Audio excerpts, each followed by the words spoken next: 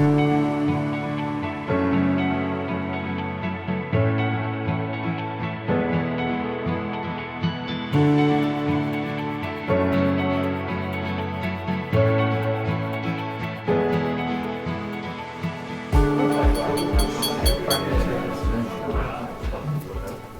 afternoon, everyone, and thank you for coming along today for what I'm sure will be a very informative and interesting session. For those of you who don't know me, I'm David Sandlands, chairman of the club, and I'm delighted to welcome Tom Mackenzie along today from Mackenzie and Everett, who are a top course designer who we've been working with for a while now to look at how we can improve Avening and Cherington in particular. You'll appreciate that we've got a lot of restrictions over what we can do with the old course, so that's why Tom's obviously focused on Avening and Cherington.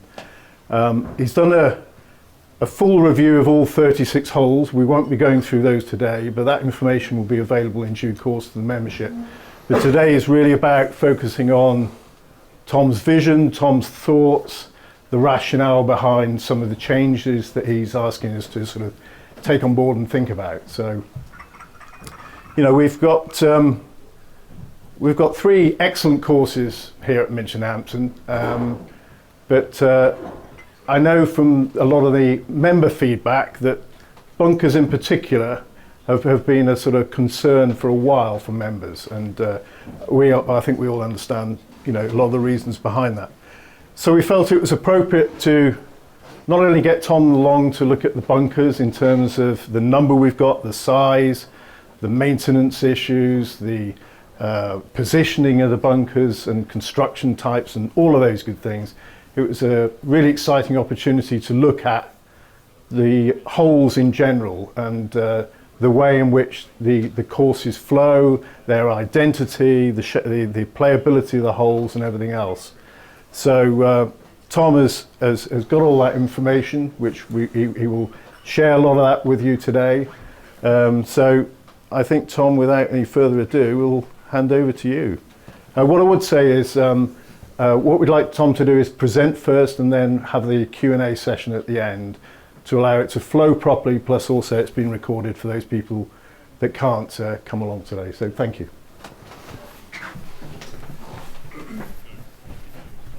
Good afternoon, everybody, and thank you very much indeed for coming along. I wonder, should we be switching the lights down a little bit? Can you speak up, please? Yep. Thank you. Is that? Yep, there we go. That's good. Should we be switching the lights down a little bit? Can you see the screen okay? It looks very pale to me.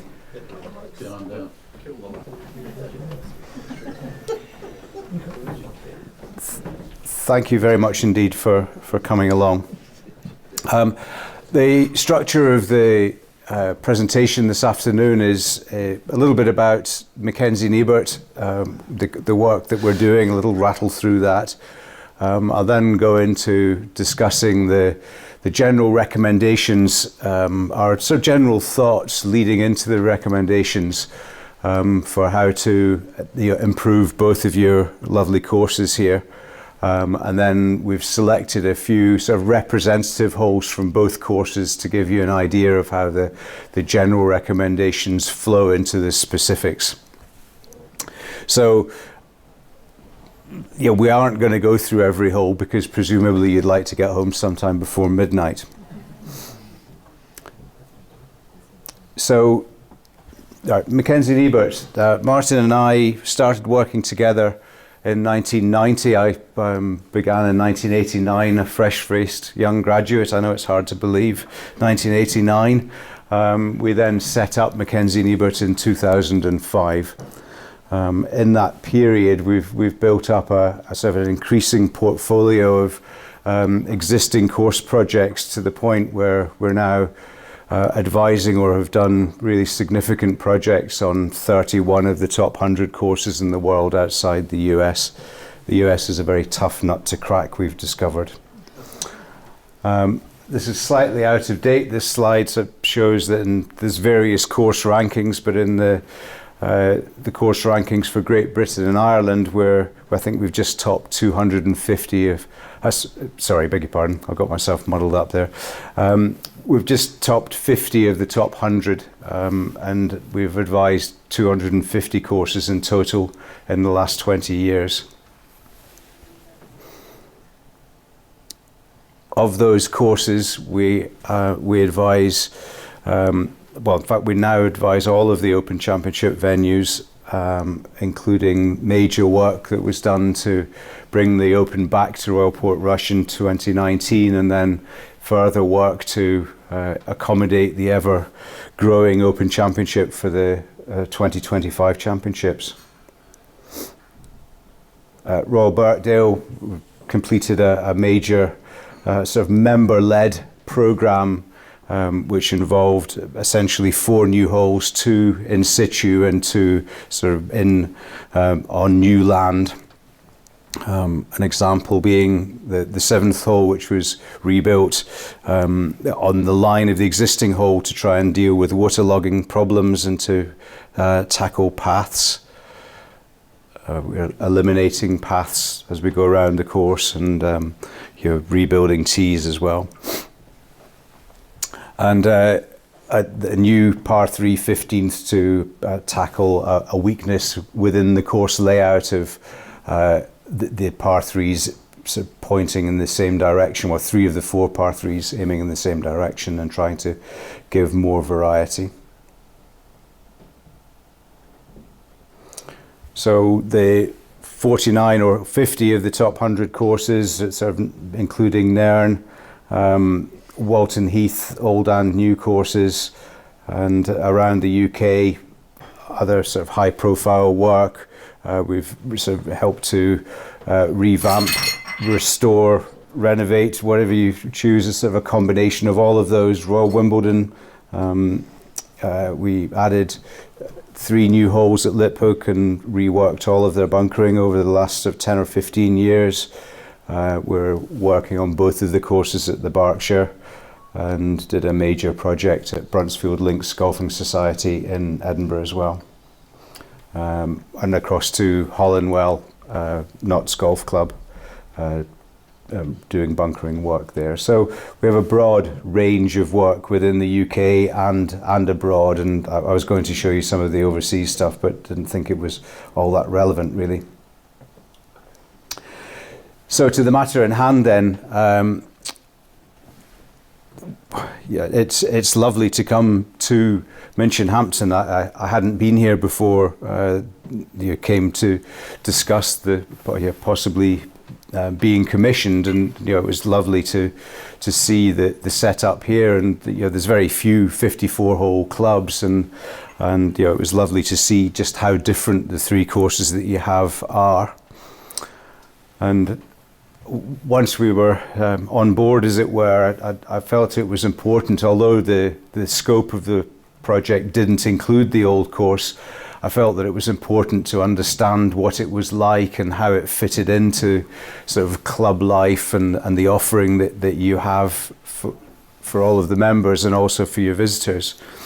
And yeah, I was immediately taken by the the antiquity and the eccentricity of the old course, and it's just a wonderful timepiece really, and it was a pleasure to see it. Then when I came and studied the courses here, I felt that it was almost ignored. That I felt there should be a few nods in the direction of the old course, given that you are a 54-hole club, and I know the old course is away from here. But I just felt that the 3 should be linked more in character with the sort of lumps and bumps and hollows and so on that the old course possesses, and to bring that into the existing courses more. So looking at this sort of campus, as it were, the Avening and the Cherington courses, I really like the idea or the character of them being so different. The Avening being sort of tree-lined and more heavily bunkered, and the Cherington being much more open and sort of Cotswoldian character. I'm not very fond of the inland links term, because I don't think it's really reflective. I think it's much more that it's a free running course, and that's a consequence of the nature of the ground under it. But I love the openness of the Cherington, and it's so unusual, really. There are very few courses that you'd say, oh, it's just like such and such. You know, it's a one of a type, and that's a really good thing. And the brief was very, very clear that the club wants to not only maintain the difference between those characters, but even to make them even more different and contrasting. So you have three extremely different courses rather, within the same club, and I think that's a great goal to have. So the Avening layout, and I guess the Avening and the Cherington are slightly overlapped in that when the Cherington was built, 3 holes were added onto the Avening, and another 3 were given to the Cherington in order to get the courses to start and finish from the clubhouse.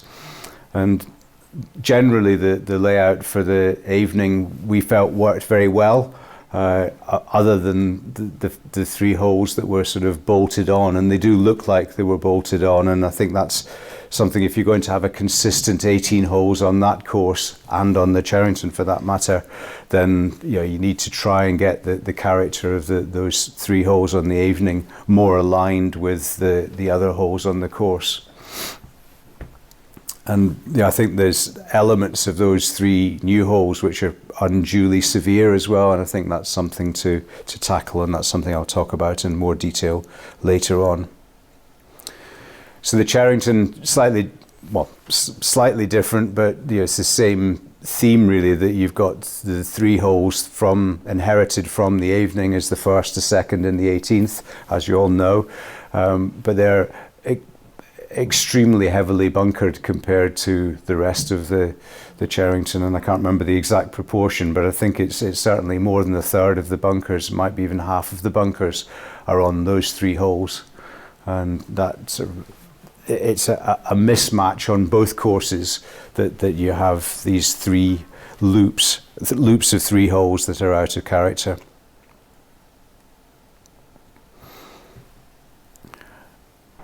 The Avening green surfaces, the shapes of the greens, the slopes of the greens, they're generally, they're not heavily contoured. They're relatively simple, quite sloping in many cases. A good test, but then you have the 3 new greens which really stand out and are quite contrasting to the other greens. On the Cherington, it's a case of greens that are quite a lot more undulating, a lot larger in many cases, really challenging, lots and lots of character in them, and a very good sort of contrast and foil to the Avening course greens, which are, as I said, generally a little bit simpler and more uniform. So it's a good balance. In the case of the 18th, the green's probably a bit too severe, which I'm not sure if that green was actually rebuilt when the realignment happened, but it's a hard green in relation to the length of hole. So a great feature of the old course, and of courses in this part of the world, from sort of Bath and across the Cotswolds and so on, is having hollows closely mown or rough hollows of humps and bumps. These are sort of random areas that are actually very good golfing hazards. Most less confident players really dislike being in bunkers, whereas the better players find the sort of uneven ground much harder to predict. The ball above the feet, 1 foot above the other, just that inconsistency of stance and lie. They find it much harder to play the shots because they're much harder to practice. You think of the really top players, they're hitting thousands and thousands of balls. I was going to say a day, that would probably be an exaggeration, but they hit many balls a day than I've hit in the last 20 years. But it's quite hard to practice those uneven lies shots, so they find them, it gets them out of their comfort zone, and therefore it's a sort of a good challenge. And this might just be a little bit washed out. This is a more closely mown humps and bumps, humps and hollows, and again they're really good way of testing out people's short games, the people that want to try and get up and down when they miss the green. Many of us are quite happy just to chip up and two putt, and they're ideal because you can actually putt up onto the green from those areas. But if the flag's in a certain position, then people have to choose different clubs if they want to get really close, and for that reason they're a very, very good substitute for bunkers, which are an expensive thing to look after, and as you've discovered over the years. It's just an example on the Avening where you started having these little sort of small runoff areas, and I think there's certainly scope to create more of those areas around the greens for the reasons I just stated. Cherington, as I said, I'm a big fan of the greens, but I'm even more of a fan of how the green surrounds have been presented in recent years, where the sort of thick grass has been removed and refined, so that there's a huge amount of variety around the greens that's on offer already, and running shots are very much encouraged on that course, and it feels entirely appropriate for a course of that character, and just say it's sort of more of the same really. The Masterplan report looked at or discussed all of the different lining options, from old-fashioned upturned turf to the most expensive crumb rubber liners, and I think after talking to the club and to the green staff, that the general consensus is that while no bunker lining method is perfect, the one that you've already got seems to work pretty well. As with all bunkers, they have a shelf life, and where they're starting to sort of fail a bit now, it's because they have reached the end of their design life, and I guess that's what sort of prompted this process right now of us looking at bunker positioning, bunker sizes, bunker styles, so that you get on and sort of head off in a good new direction. I'm going to put my glasses on for this. Actually, I can see it easier on this. So the prompt I've got here up here on the screen is that one of the sort of pieces of analysis that we do is to look at the distribution of bunkers, and you may not have really thought about it, but on the Avening we've got 20 drive bunkers. 12 of them are on the right and 8 of them are on the left. But more tellingly, sorry, actually I'm coming on to that in a second. Which really is quite a good distribution. Sorry, I'm getting myself in a bit of a muddle there. The drive bunker distances, the courses aren't long, so it's a little bit tricky to get drive bunkers so that they really influence the longest players. And the average is 235 yards from the back tee. Now, anybody who's played with the young good players will know that that's probably carryable with about a 5-iron these days for them. And there's not an awful lot that you can do about that. If you move them to a distance where they're really in play for the very longest players, then they would be completely out of play for almost everybody else, except for on people's second and third shots. So it's a tricky balance to find, and I think it's difficult to really cater for the very longest players here.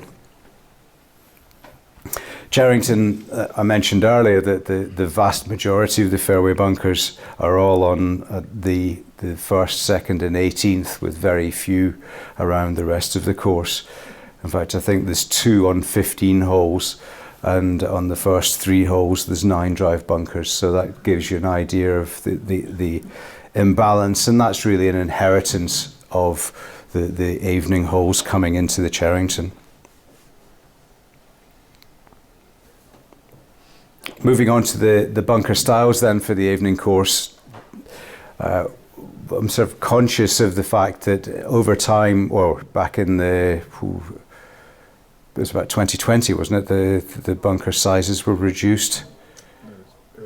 Earlier than that, sorry. Pre-COVID, wasn't it? Yes, sorry. That's right. It was after the economic downturn. Sorry, that was the bunker sizes on the Avening course were significantly reduced, and with a view to making them easier to maintain. And up to a point, that was successful. But what you ended up with was a lot of bunkers that were all much the same size and pretty much all the same shape, with very awkward mowing around quite a lot of them. And I think that there's an opportunity to sort of reinvent the bunker styles on the Avening without increasing the number of bunkers, or the bunker, so the sand area. You'd probably reduce the number of bunkers but maintain the sand area, but by giving the bunkers an awful lot more character. And some pictures here of the sort of character that we think would be appropriate.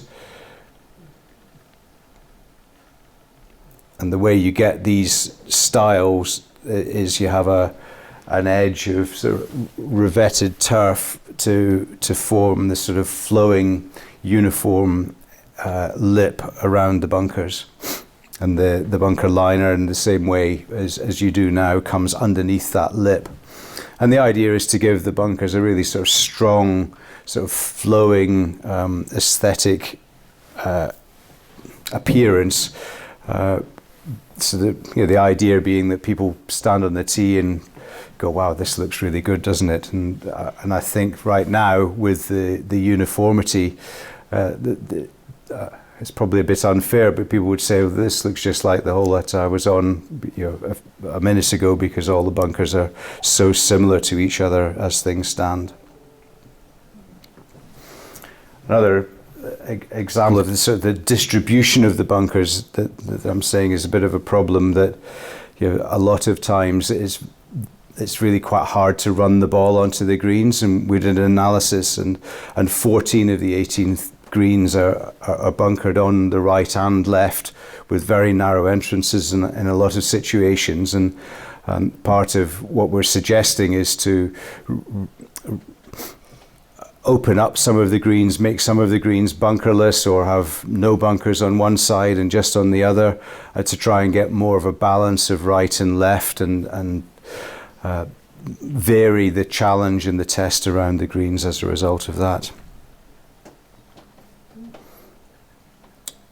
Onto the Cherington, to try and get more of a contrast between the styles, we're proposing a different bunker edging, which is a rather more rustic and naturalized, where we have cubes of turf that are formed. I'll show you some pictures of that in a second.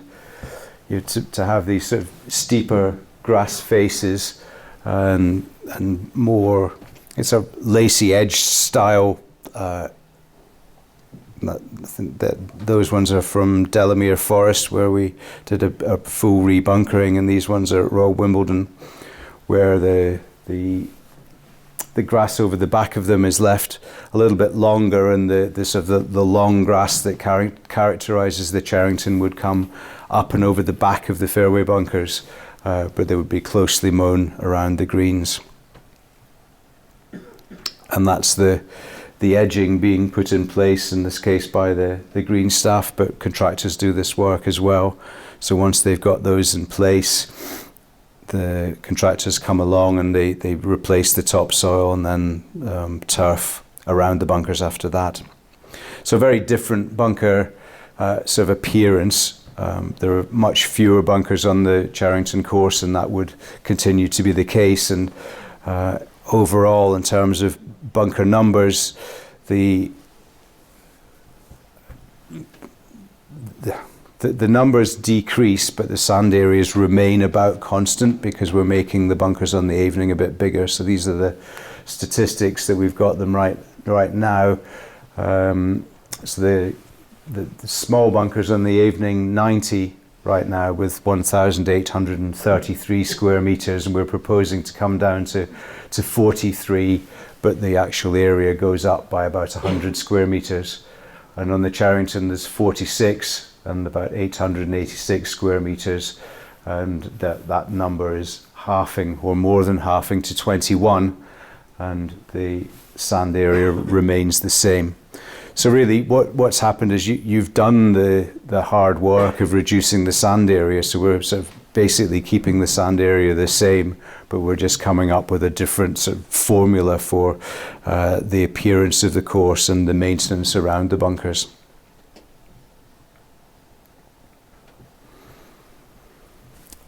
So the next section is about sort of tees and course setup, course length.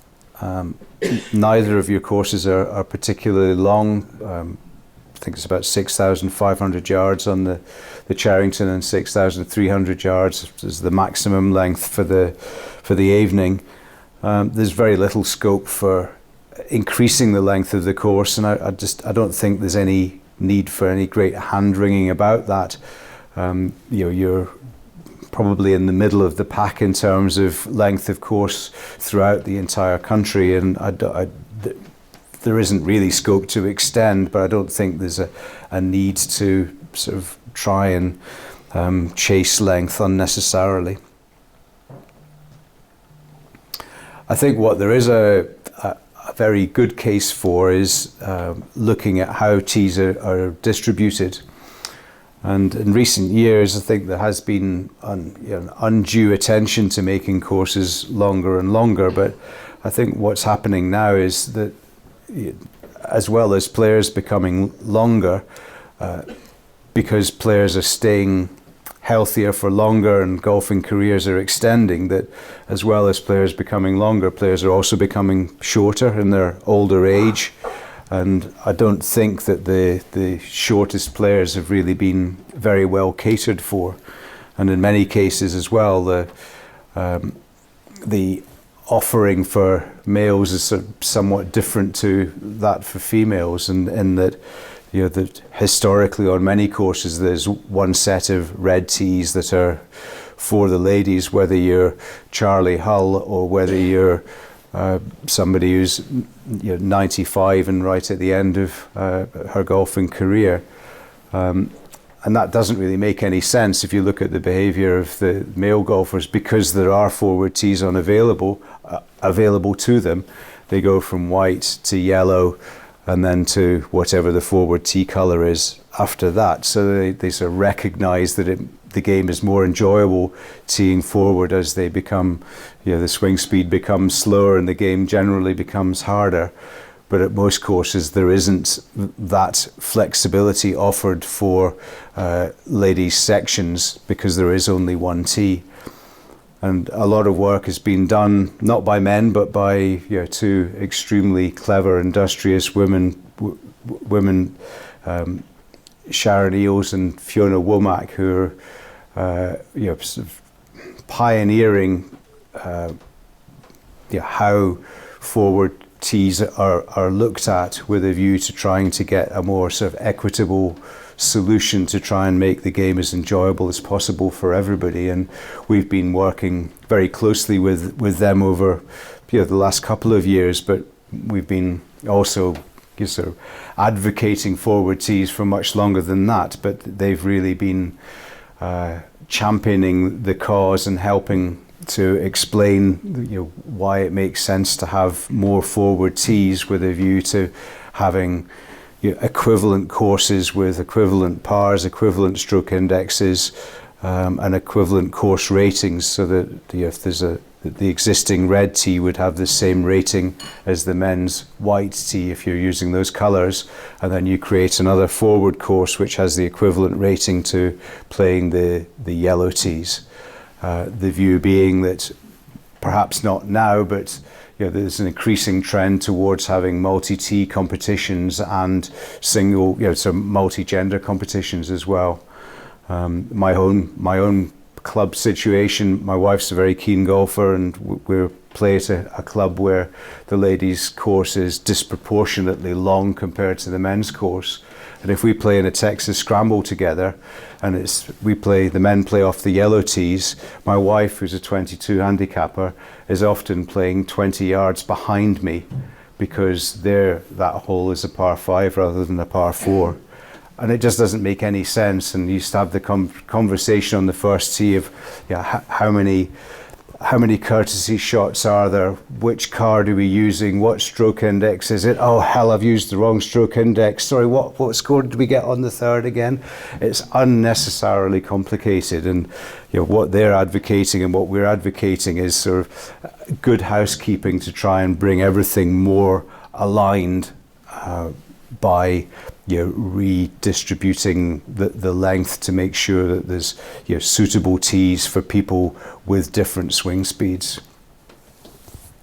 And that's about sort of tee mobility. And if you think about it, if I go along to a course that's got a 7,000 yard tees on offer, I'm not one of these people that's going to go, well, I'm going to get the whole experience, because I know it's going to be miserable. So I'm already teeing forward, and what I'm coming to learn is that the further forward I tee it within reason, the more enjoyable it is. And there's a little bit of getting over the ego thing, and I've certainly that is definitely a challenge, but I guess that I've got to sort of practice what I preach. And people say, well, who's going to use these forward tees? And I'm not going to use those forward tees. Well, that's fine. The idea isn't that if you don't want to use them, you don't have to use them. The idea is you're setting up something for the future to try and encourage more mobility, to try and make the game as enjoyable as possible for as many people as possible. And I think that's been a real sea change in how, certainly we've looked at courses 20 or 30 years ago. We wouldn't have even considered the setup of forward tees. It was always about how do we make courses longer and more difficult. And I think, thankfully, things have moved on a little bit since then.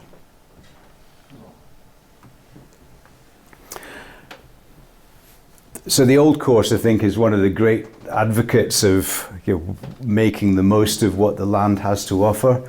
There's a few areas where rock pokes through, but all of these sort of knolls and knobs that you've got, which give the course such wonderful feature, are largely absent, and yet the subsoil is exactly the same here. It's rocky, it's stony, and I think there's a very strong case for introducing sort of more features like that, not necessarily in play, but perhaps over the back of greens, where you allow bedrock to come through. And speaking to the ecologists, they're always talking about trying to make golf courses as diverse as possible, and you've got some just wonderful examples of biodiversity here, and that would really just build on that really important characteristic.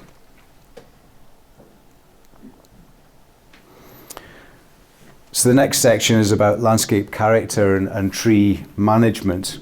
Now, I trained as a landscape architect, which involved me going to the Botanic Gardens in Edinburgh, where I was taught about trees and ecology. And it's been a passion of mine. It's how I got into golf course architecture, and I still love everything to do with landscapes. So I'm really passionate about it, and I'm also really passionate about how clubs manage the landscape that they've got, particularly how they manage their trees. And it's really important to sort of remember that when you're managing a landscape, you're trying to manage it in a way that individual holes are as playable as possible. That the growing environment for the greens is as good as it can be to allow light and air to come in. You may have heard John and the green staff talking about which greens are the sort of trigger for diseases. They're always the greens that are most shady, and they're the dampest in the winter time, the ones that get the least wind, and they're the ones where the disease outbreaks come. and they're why all the other greens get sprayed with fungicide, even if they haven't got any disease coming on them. So it's imperative to try and manage the landscape to allow the game of golf to be played as satisfactorily as possible. And the R&A have done videos explaining that, but rather more sinister is the looming threat of the fungicides that are being used being banned. It's already happened in big swathes across Europe and Denmark on public land, all across the Netherlands, most of Belgium, parts of France and Germany as well, and it's coming here as well. And in that situation, the only thing that you can do is to improve the growing environment around the greens. And it's much better to be doing the work now in preparation for those restrictions coming, because they 100% are going to come. It's just a question of when. But from a member's point of view, it just means that your greens are healthier all year round, which means you've got better playing conditions to enjoy. But it does involve managing trees, which does involve removing trees.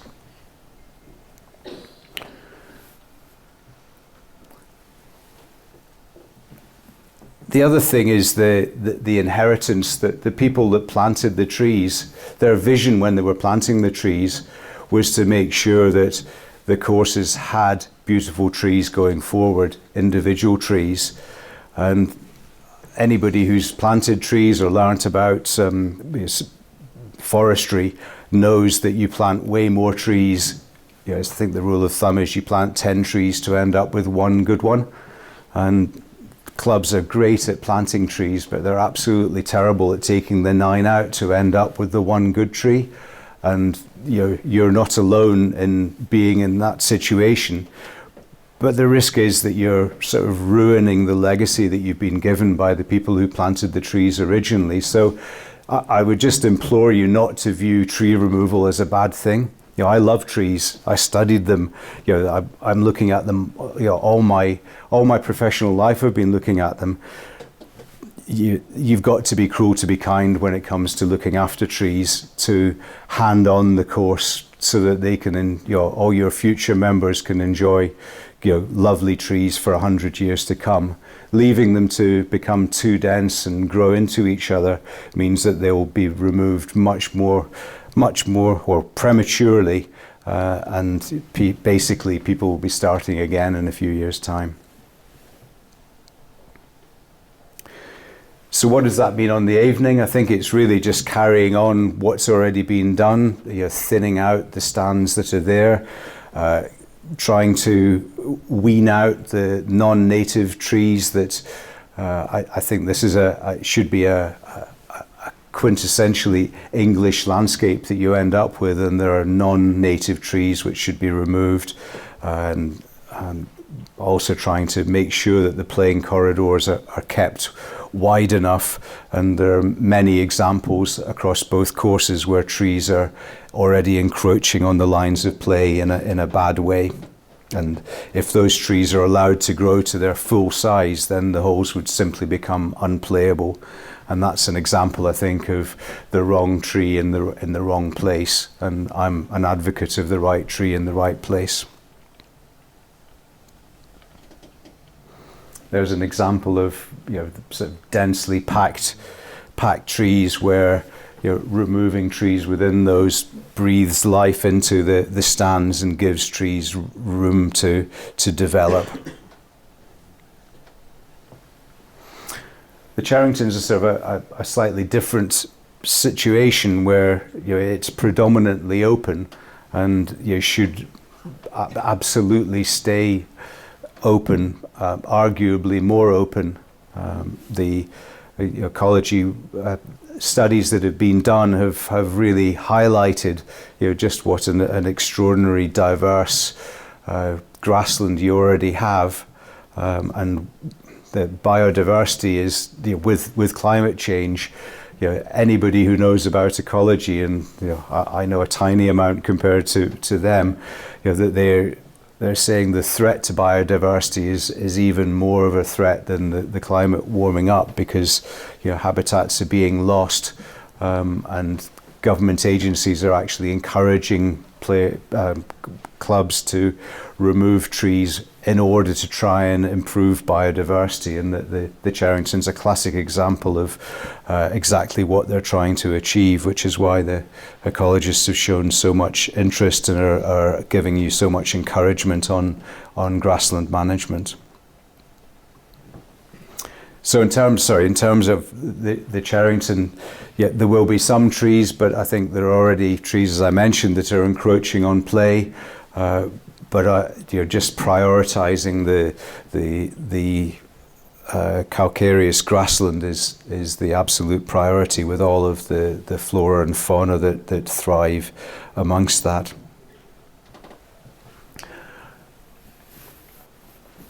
Leading on, sort of on the theme of climate change, I think the club has to be congratulated. It has a very forward-thinking approach to irrigation. You've invested heavily in a new irrigation system, which means that you're using water, much more efficiently than you were with your old system. So that's a fantastic piece of housekeeping from your point of view, but it also means that you get much better playing conditions year round as a result. So you're using less water, you're using it much better, and you're ending up with better playing surfaces as well.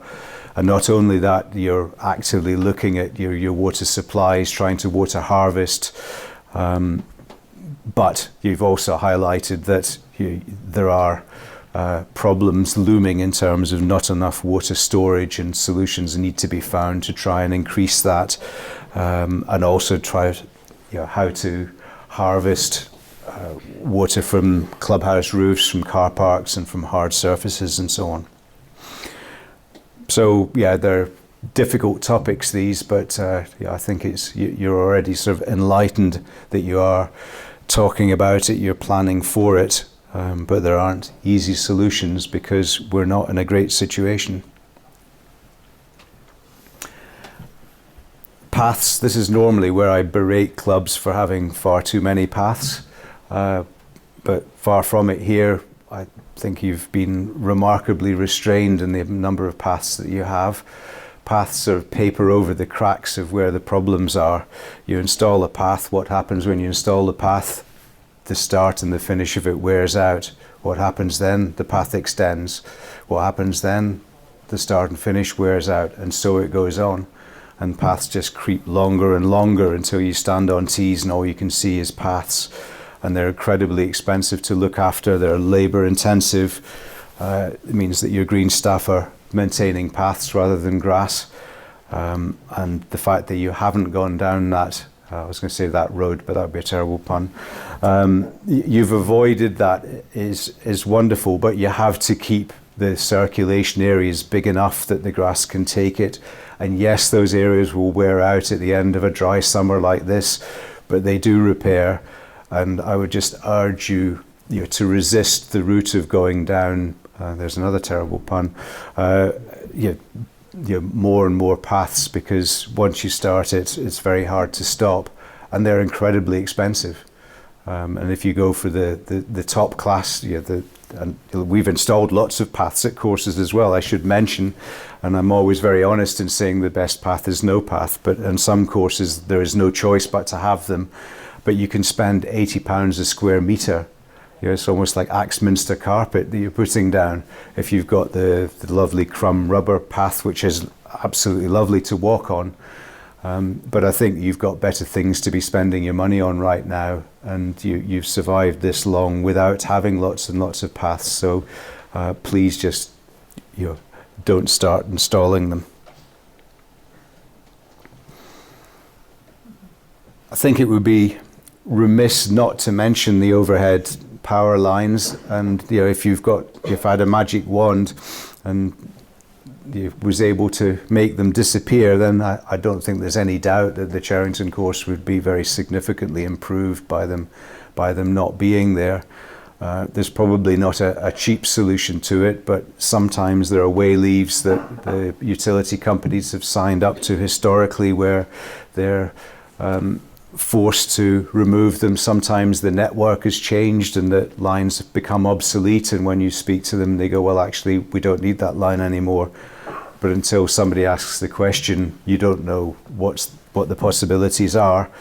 But I think it would certainly be worth investigating, whether it's possible to remove the pylons and the wires, because they do detract from it. You're probably used to it, but I think as somebody who's a relative newcomer, the course would definitely be improved without them. So the final section of this sort of general recommendations relates to the practice ground. I'm sort of familiar now. I've got an EV car about charge anxiety. What I've witnessed here is sort of parking anxiety. I've gone out to get my waterproof top from the bag, and people have come running up to me going, "Are you leaving your spot?" Because you haven't got enough parking spots as things stand. What you've got right now, there is a reason why I've mentioned that, is you've got a practice ground where, if you think about it, it's not long enough anyway. You've got reduced compression balls that have been washed over and over again, so that when you hit a really good shot, they don't really fly in a representative way. If you go to practice one day and there's a right to left gale, you don't really know what your ball's doing if the weather was calm. You've now got TrackMan technology installed, and I think what's happened with all of those sort of new generation sort of technological advances at driving ranges is that most people don't watch where the ball goes anymore. They immediately turn around to see what their ball speed was, what their smash factor was, and I have to say it's changed how I behave when I go to the driving range. And all that we've been doing recently is asking clubs whether having 200, 250 yards for balls to land on when you don't actually watch where your ball goes and where the ball flight isn't representative of what it's actually like on the course. Is there a better way to use that land? And I think the answer is yes. And I don't think, I'm absolutely adamant from what I've seen that clubs like yours and many sort of urban clubs will move away from having an outfield that's used for balls landing on it. And this is a fairly primitive affair in Iceland, where they actually had their driving range was compulsorily purchased by the city. And they had to create this cage, but they have TrackMan in here, and you see the first few meters. They also have a virtual driving range inside. Obviously, they have very dark winters in Iceland, but they've sort of revolutionized how people practice.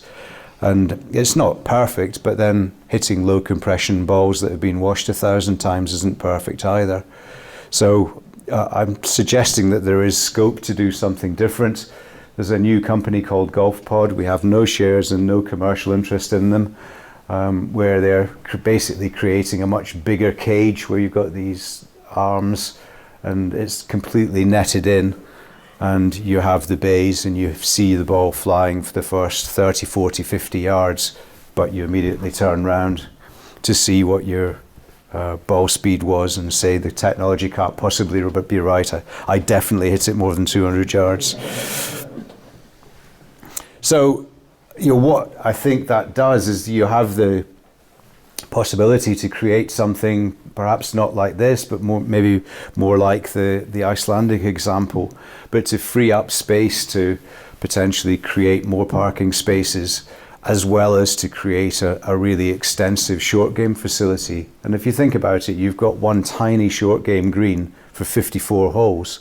And that's a real weakness for a club of your sort of status and standing. And if you're prepared to think laterally and consider altering how the practice ground is used, then I think you could potentially have more parking, more short game facilities, and perhaps even a small reservoir area to gather water from the clubhouse area. I don't know the exact solution, but I would suggest that it's really worthy of additional thought.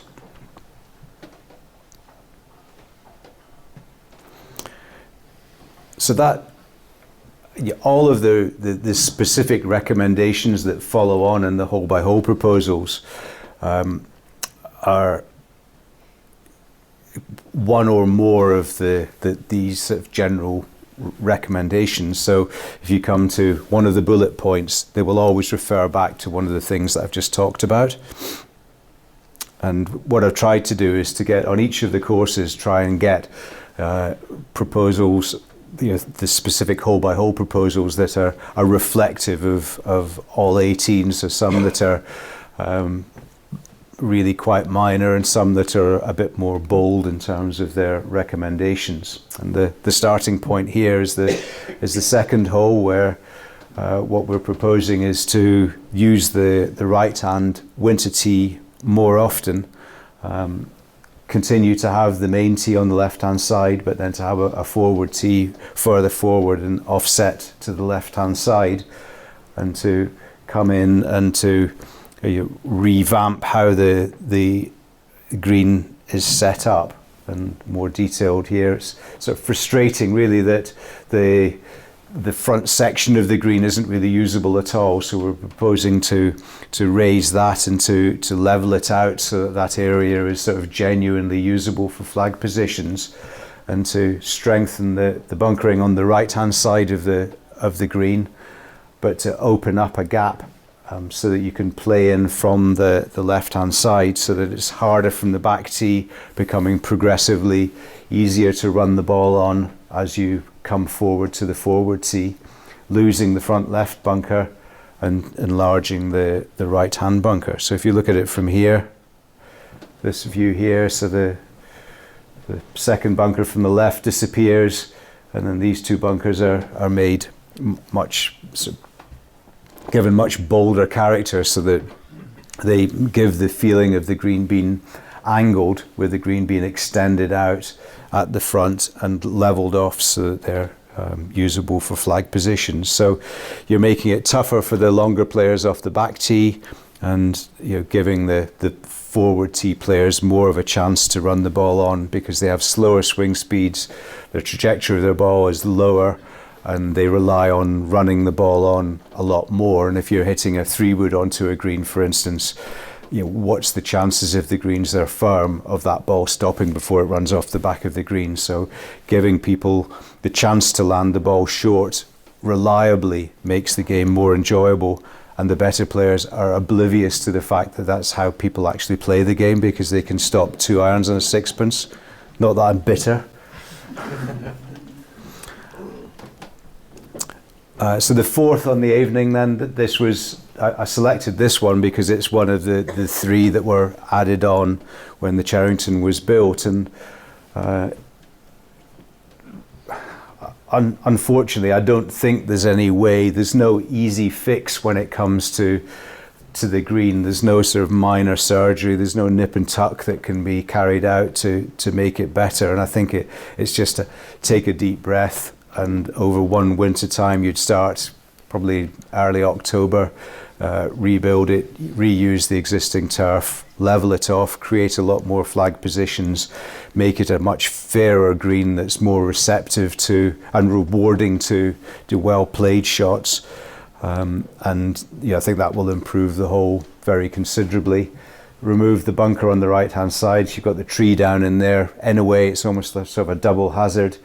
And then have the purple area up here is a cluster of sort of humps and bumps, so that players who are, obviously you're trying to hug the left hand side of the fairway, but if you overcook it, then the ball will just get sort of snagged up and it will stay up in there, leaving a harder line into the green. So the players that are on the fairway are rewarded with the best line into the green, and the bunkers moved around so that you can see the bunker from back down the fairway as well. So it's visually, it won't be a huge change, but it will be just a much fairer hole to play. I've shown this slide of the 10th simply to say that there is an opportunity, if there's more water storage being created, then having a revamp of the 10th is also a possibility, with an array of tees, with the longest tee, the longest hole having a carry across water pretty much all the way to the green, and the forward tees that you're sort of skirting the edge of the water. There's no detail on this because it's all tied up with the water storage project and revamping the lakes and so on. So I thought I'd just show you that to say that it's certainly on the radar, but there's nothing specific about it. And there's no intention to create, impossible carries for the shortest players from the forward tees, but there will be, more challenging carries across the water from the back tees. The 14th is another example of a hole where it's sort of disproportionately difficult for shorter players and the longer players sort of find it a really straightforward, easy hole. The sort of hill area of Wildflowers is a lovely feature, but it's just terribly hard for the people that have to lay up short of it and then probably aren't long enough to reach the green once they have laid up over it, and are probably so intimidated by having to get over it that they often don't. So, and I've watched people do that on that type of hole. It could be a pond in that situation, and there's sort of very unfair features.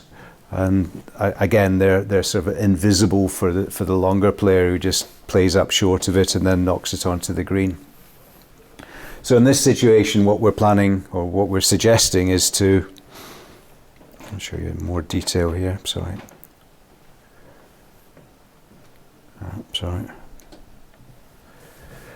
You can yip with a mouse as well, which is always good news.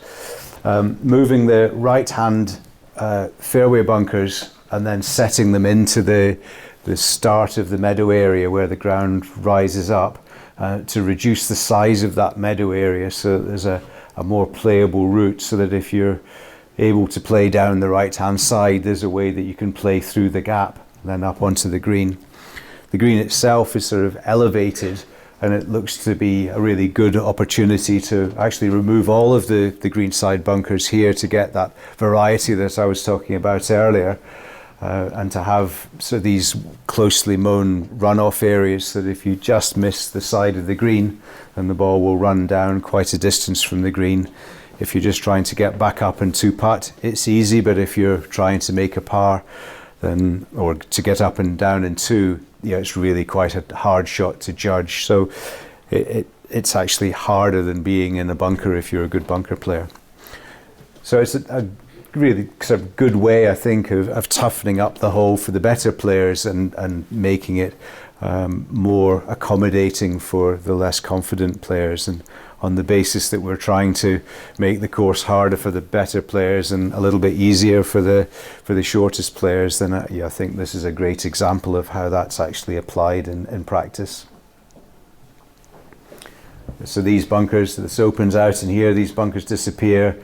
The new bunkers are set into the face of the meadow island, which is, and then the gap is widened out, and the greenside bunkers disappear, creating a sort of a plateau pulpit green.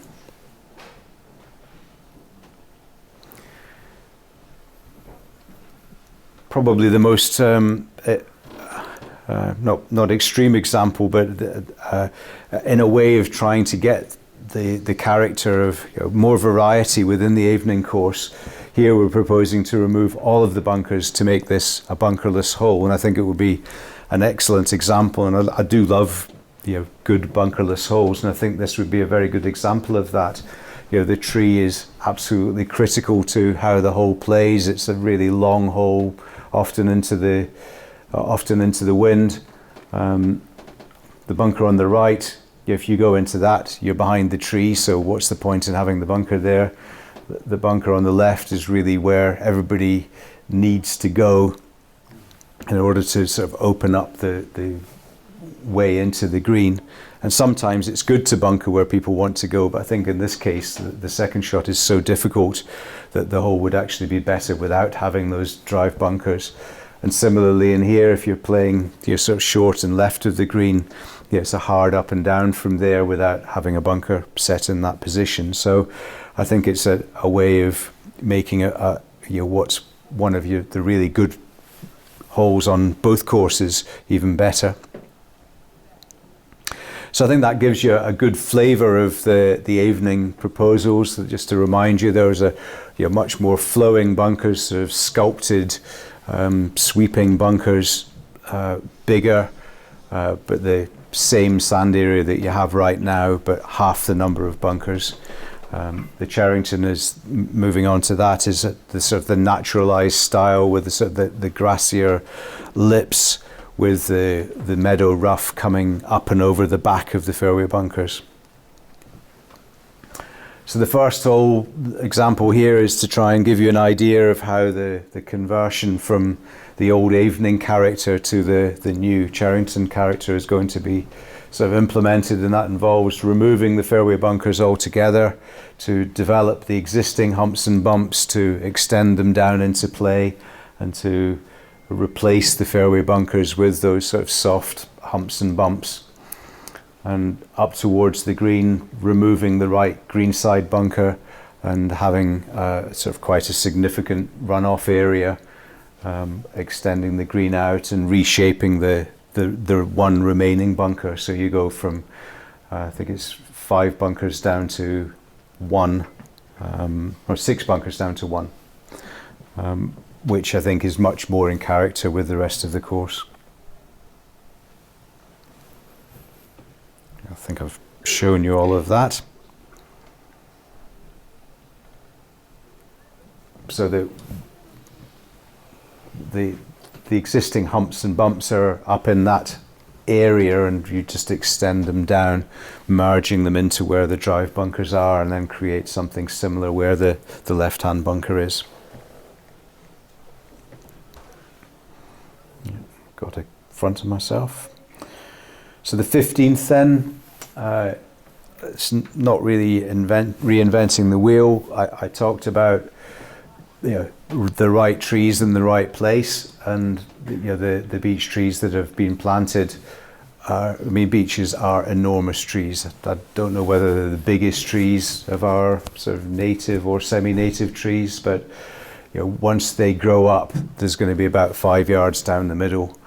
And rather than, as many courses have done, rather than take the difficult decision to remove trees, they've decided that mutilating is a better idea, and they cut them down and hack off limbs, and eventually the trees are removed. But in the meantime, they've spent thousands avoiding the inevitable, really. And given that we want the character of the Cherington to be as open as possible, it just makes sense to deal with them now. So the next proposal is to add a forward tee, sort of coming up the hill to give a slightly more friendly line into the green.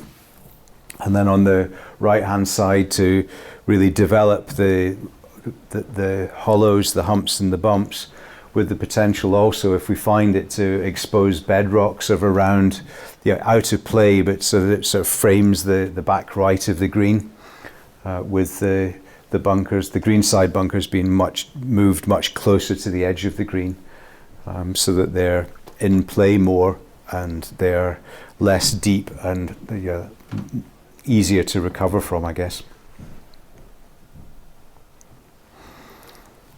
One of our mantras is to make the most of what you've already got, and you're looking at the 17th, that you've got that beautiful wall, but the hole doesn't really make the most of it.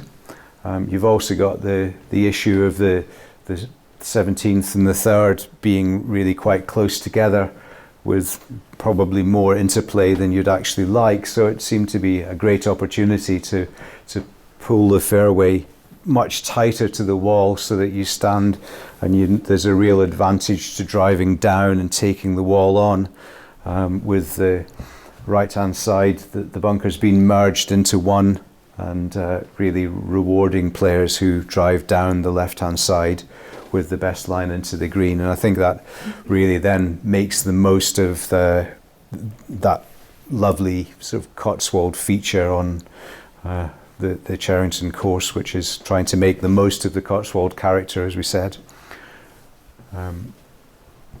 You're speaking to the green staff. There's already an issue with sort of heavy wear where the trees are now on the left-hand side of the fairway. The roots are coming under, putting the turf under stress. Traffic's sort of concentrated through that area, and it's wearing out much more quickly than other areas as well. So I think there's a real positive spin-off for improving the playing conditions at the same time. This is sort of a detail of how the fairway slips over and moves away from the third, and rewarding players with the better line in if you drive close to the wall. The 18th then on the Cherington, the old Avening hole as well. We're talking about restructuring the bunkers. Most of the shapes are already in place, so revamping. I'll show you, I've got a detailed plan here. Revamping the right-hand bunker, filling in the short left bunker, and I think that's one of the bunkers that's closer to the tee than it is to the green, which on a par 4 clearly doesn't make any sense at all. And to recreate a much bigger, bolder bunker that's set into the existing lovely sort of group of hills that you've got in that area, and to remove the long bunker on the right hand side, extending the humps and bumps in that area, so that that sort of replaces the need for the bunker. Yep, so the first left-hand bunker goes, the second bunker on the right is reshaped, the humps and bumps are just sort of filled in where the right-hand bunker is, and the new left-hand bunker is just up in that area there, and it is visible from all of the tees. Up towards the green then, I think this is another one where the greenside bunkers can actually be eliminated. The major problem is the back half of the green being so much of an upturned saucer that there's not really any sensible pin positions there, or if there is, the margin for error is so small that too often good shots are punished, and it's actually better just to play for the front of the green and take your chances putting up the green, and that's not a great feature, I think, on the final hole. On a course where there's sort of lovely humps and bumps and hills and things, the hills over to the back left of the green are they stand out. You can see them here. They're very hard to maintain. That they just don't look very natural, and I think there's a big win by reshaping them and revegetating them, because they're very thick and coarse, and heaven help you if your ball slides off the edge of the green. Your first putt slides off the edge of the green and runs through. I'm being stupid. If you end up playing through the green, you're absolutely dead in those features, and that again isn't a great way to end the round. You can actually see the tide mark in the bunker there in the photograph. That this is one of the ones that doesn't drain all that well, so we're talking about doing away with those and just having a bunkerless green, but with bunkers on the drive. So I hope that gives you a sort of a good flavour of how we're building on the character of what you've already got. This isn't a sort of a palace revolution. In bunker style, the Avening bunker style is probably closer to what you had before. The Cherington probably is something that's a little bit new, but I think it's really appropriate because it is a much more rugged course, and that this is a sort of a more rugged and naturalised bunker style that we're proposing.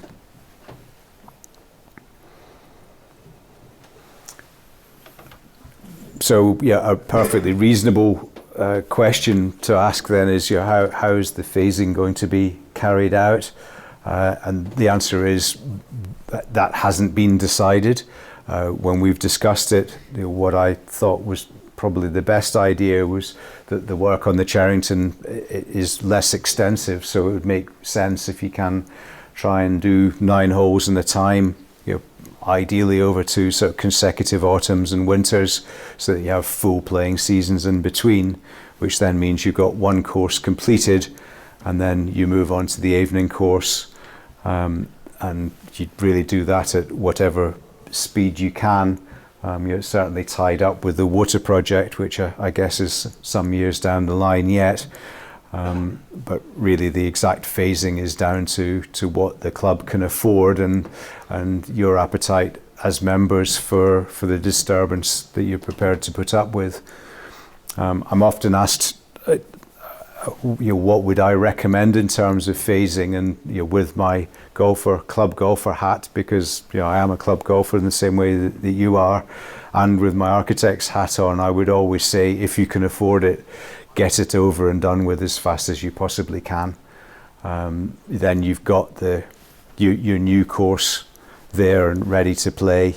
Otherwise it can be many years before you get your course back, and there's definitely a case that you get sort of construction fatigue if it takes too long to do things. So that's really my view on that, and I'd just say thank you very much for listening to me, and I'm very happy to answer any questions, so thank you.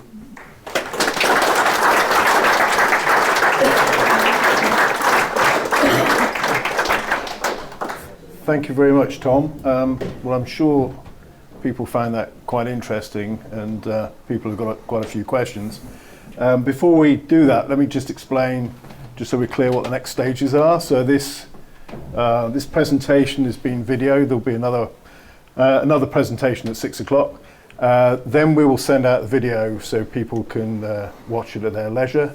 That'll be followed by some of the detailed reports that Tom's done, covering a lot of today, plus also the hole by hole recommendations as well. Then we'll have some sort of drop-in sessions for feedback, for questions, that we'll put a number of those on, so hopefully people have the opportunity to come along to those.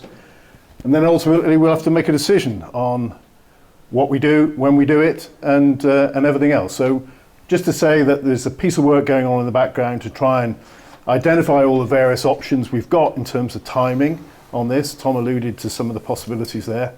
Plus also there's a whole piece of work being done in terms of costing up all of this. We're not there yet, so we can't answer questions on that, but it is well underway. So without any further ado, if anybody's got any questions, please fire away. What I would say is, please do not go into any specific details on any of the holes we've not covered, because it's not for today. But please, anything you've heard about, please ask away.